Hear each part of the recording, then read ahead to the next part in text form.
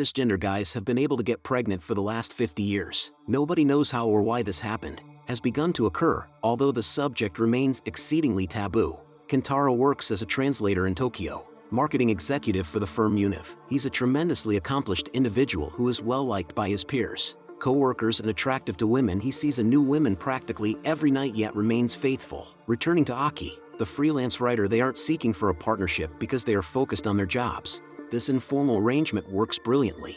On a certain afternoon, Kentaro's employer, Osugi, invites him, Tanabe, and another employee to a special dinner, talk about the future of their project, while the third employee leaves early because, at home, he is responsible for the children. Tanabe remarks after he leaves that males should not be an authority of childcare since that is what women do. Kentaro then boards the train to see Aki and notices a guy offering his seat to a lady with a baby on board sticker on her luggage. Following his and Aki's departure, get frisky, Aki returns to writing, and Kentaro watches television as they debate the most recent examples of male pregnancy. Kentaro expresses his displeasure with the concept, and Aki confesses she isn't thrilled either. She was opposed to having children since they would interfere with her career. Kentaro abruptly begins to feel ill and chooses to take a sleep the next day. At the presentation, Kentaro suggests that the next ad campaign focus on diversity by featuring all sorts of bodies. Their role models. The concept is favorably appreciated, and Kentaro is eventually named Creative Director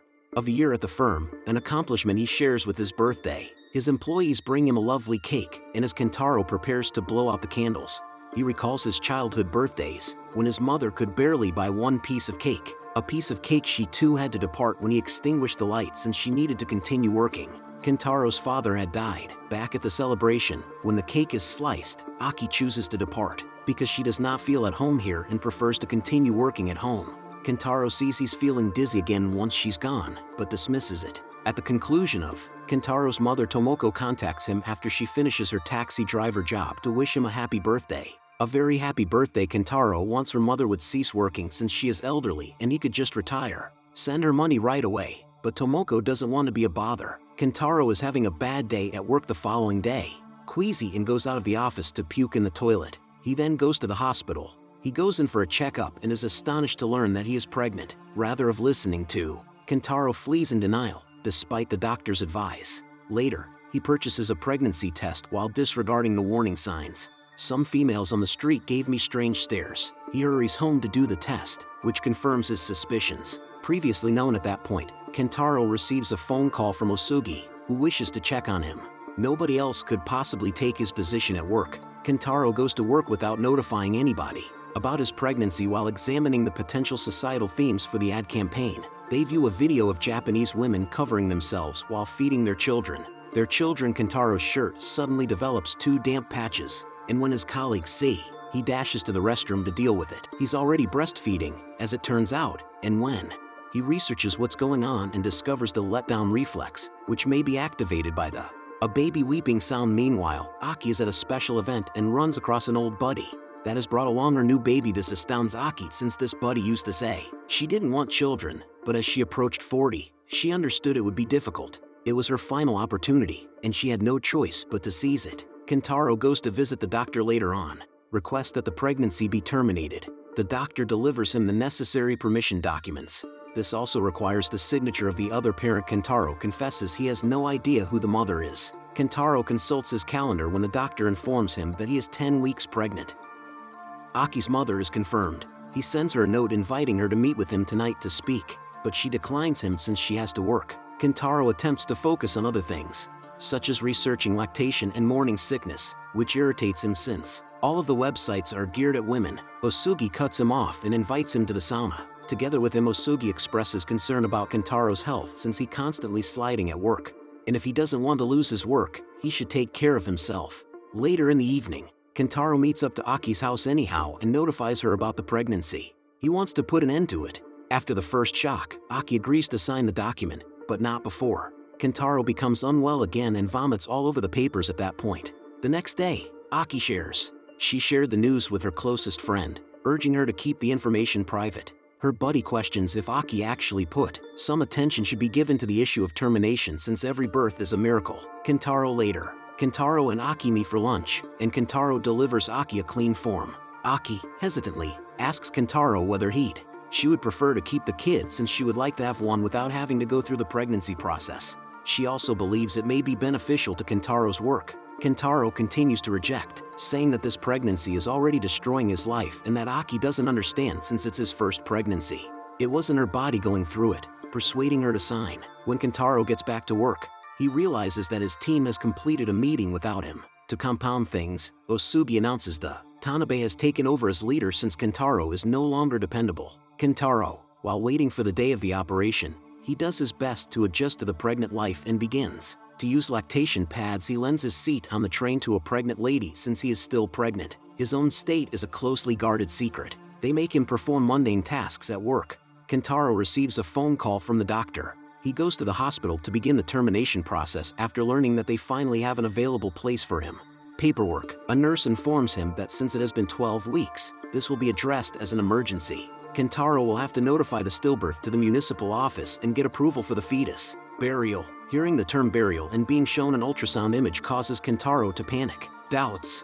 While waiting outside, he is approached by Miyagi, a pregnant woman who invites him in. To have a meal with him, the two guys connect through the mundane problems of pregnancy. However, Kentaro finally admits that he will not be keeping the kid. Miyagi realizes and explains what he did. To believe he would not retain it, but then he understood it was for the best since his wife. She was unable to conceive again after having their first child. Kentaro takes Miyagi for a stroll after supper.